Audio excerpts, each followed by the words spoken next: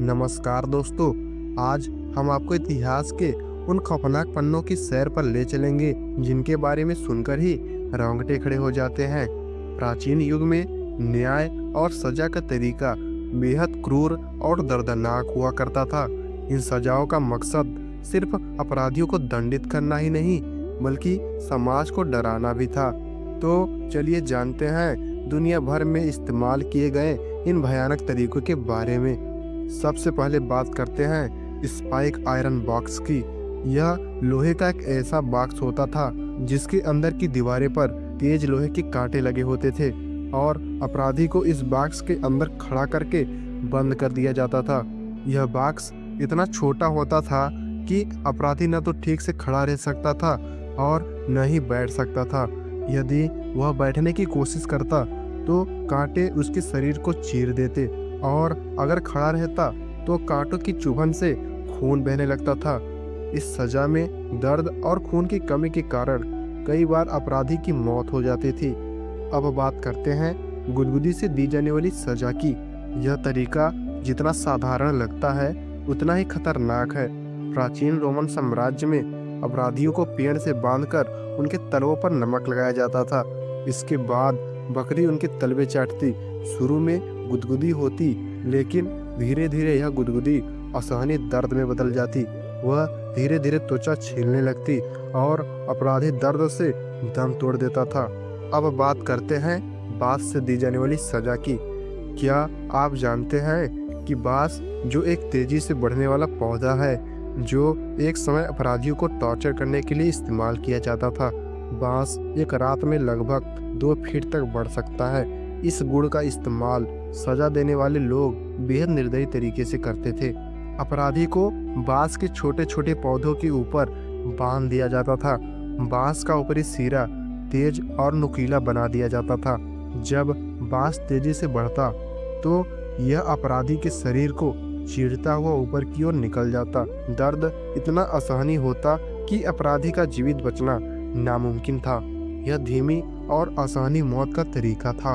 अब बात करते हैं हाथियों से दी जाने वाली सजा की। प्राचीन भारत में अपराधियों को दंडित करने के लिए हाथियों का उपयोग किया जाता था।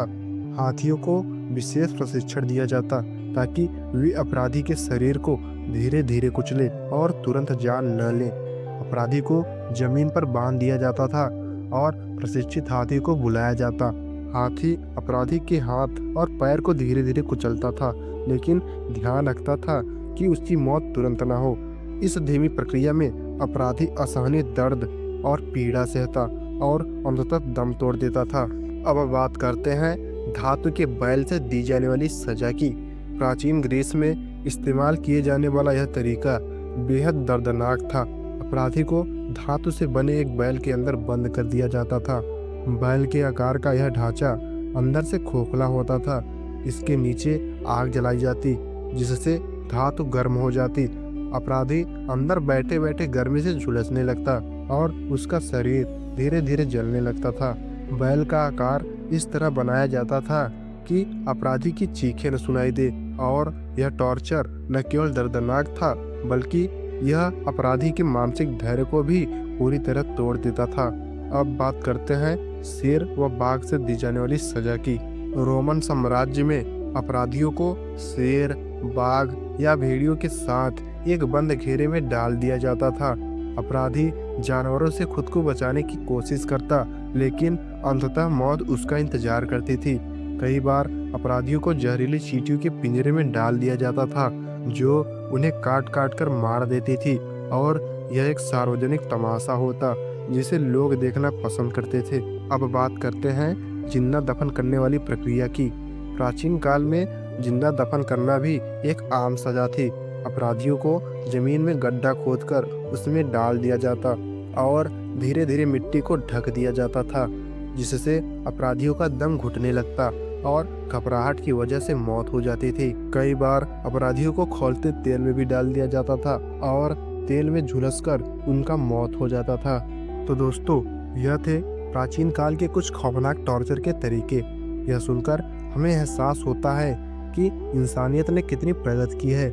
आज के समय में अपराधियों को सजा देने के साथ साथ उन्हें सुधारने की कोशिश भी की जाती है। क्या आप इन सजाओं के बारे में पहले से जानते थे? कमेंट में हमें ज़रूर बताइएगा। अगर आप चैनल पर नए हैं तो प्लीज़ सब्सक्राइब कर दीजिएगा। मिलते हैं आपसे नेक्स्ट वीडियो में। अभी के लिए बाय।